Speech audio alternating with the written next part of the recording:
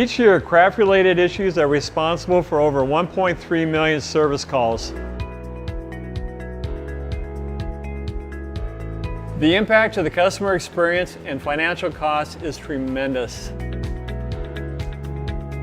In this series, we will use specialized test equipment to demonstrate the impact of common installation errors on the DirecTV signal as it travels through the home network.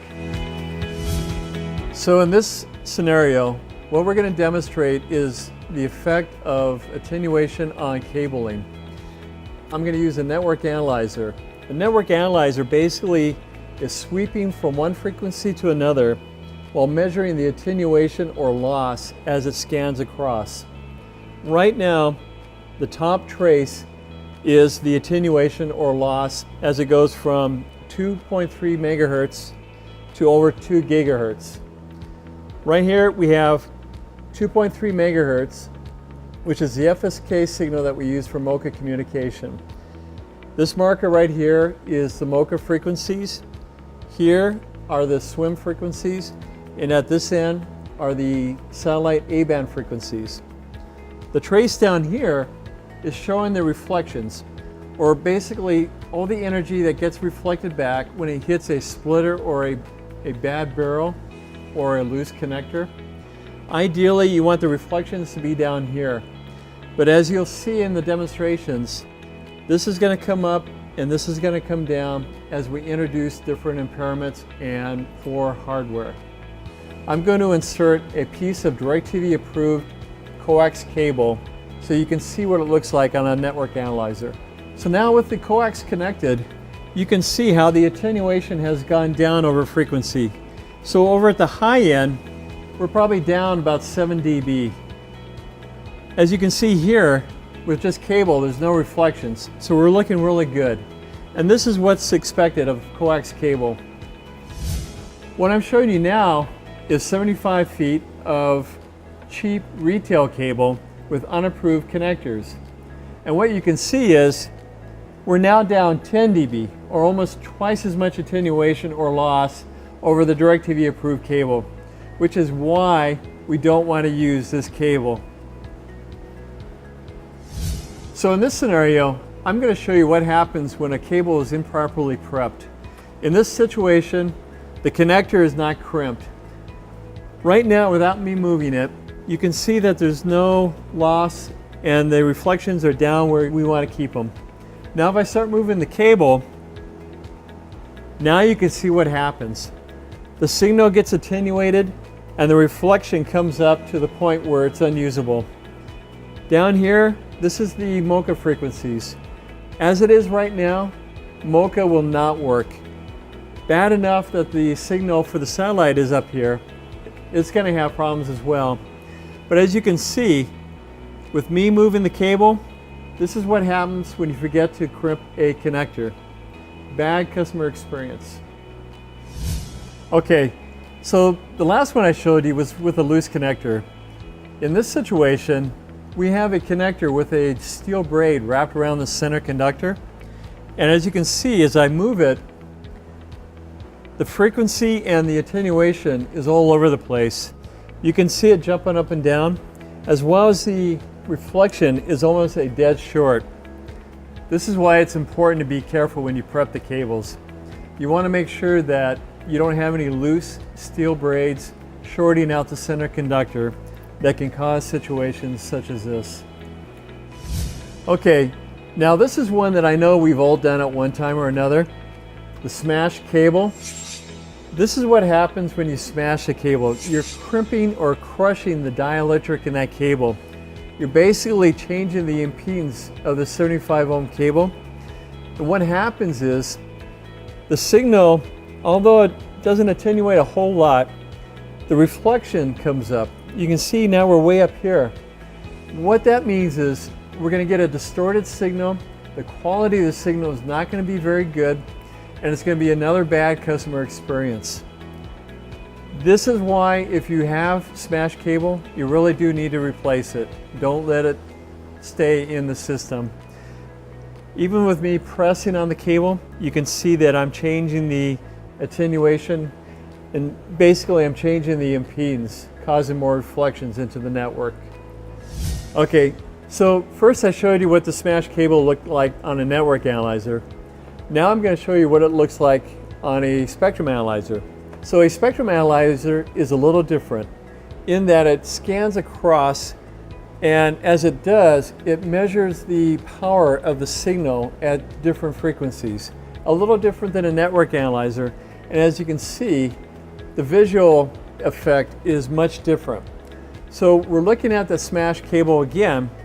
However, this time you get to see what it actually does to the satellite and the MoCA signals on the cable. As I press on the cable, you can see the signal is completely gone now. So depending on how hard the cable was smashed, you can see how much it attenuates or actually kills the signal. Again, which is why it's very important not to leave any smashed cable in the distribution. I'm going to show you what happens when a staple goes through a piece of coax cable. As you can see, I've got several staples in this one piece of cable, but what's interesting is it basically is totally killing the signal.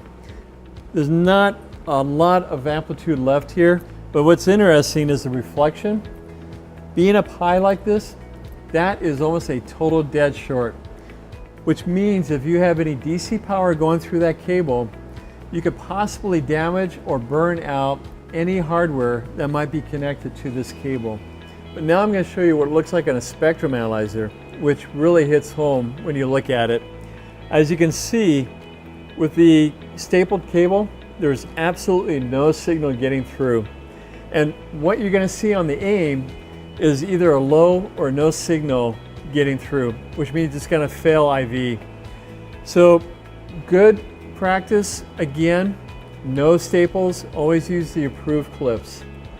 This is one of my old-time favorites, the flat cable. We've all used them, we know what they do. So picture this, the flat cable is in a door, the door is open. Now I'm going to close the door, look at the signal levels. See how they drop? This is also true when you put this in a window. Now this is a brand new flat cable. So imagine over time when you're using a used flat cable, eventually it's going to get smashed to the point where you're not going to have any signal at all. Just a word of caution, if you have to use a flat cable, just be aware that you're going to have issues, or you could have issues later on using it. Okay, so this is something else that we all run into at one time, the unapproved wall plate. This is where it's got the barrel that's clear or white. What happens is, in the MoCA network, as you can see here, the signal loss is very small. However, it has a lot of high reflections. What that means is you're going to have signal loss, poor signal performance, especially in the MoCA network. You're going to get no video audio data packets. You're going to get poor connectivity to your MoCA connected devices, and your swim performance is going to suffer. So again, make sure you check all your connections, make sure you check all your wall plates, and make sure that the barrels in the wall plates are DirecTV approved. Now for this demo, we're going to talk about splitters. So the first one I'm going to show you is the DirecTV approved splitter. Also, you'll notice I have a terminator like they all should be. As you can see, it's pretty flat, which means there's not a lot of loss. Two-way splitters typically will have anywhere from 3.5 to 4 dB loss. And if you look at the return loss or the reflections, you can also see it's pretty flat and it's pretty low, which is ideal, where you want it to be. Now what I'm going to do is take the terminator off and look at what it does to the signal.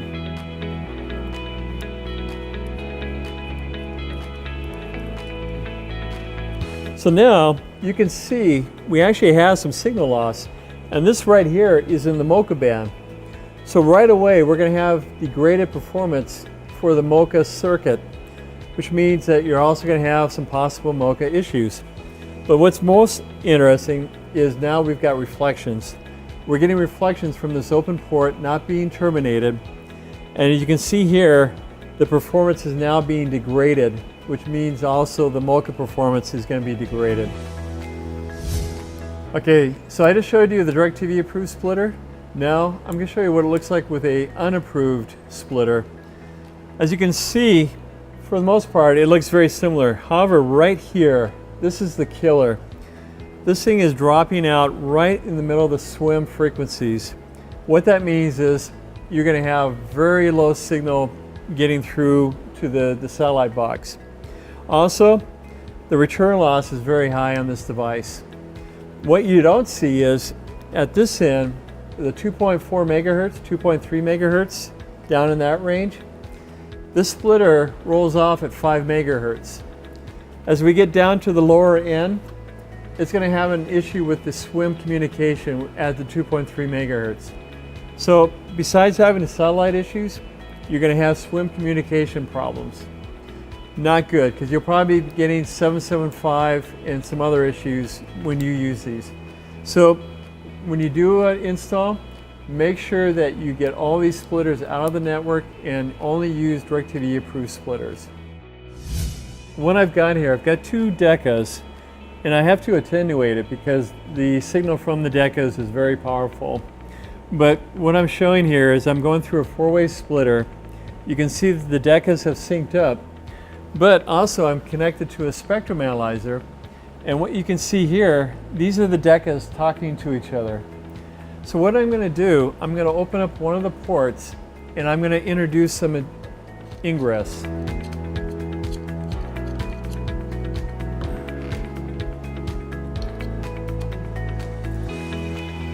So as we have ingress, you can see what happened was the MoCA signal got lost.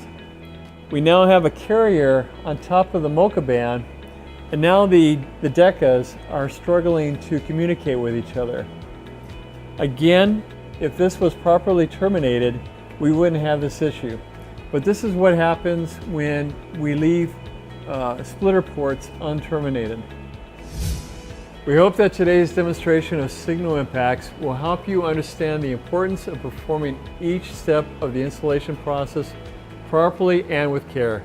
With your help, hundreds of thousands of service calls can be eliminated each year and the customer experience improved dramatically. I'm Dave Keither. Thank you for your time.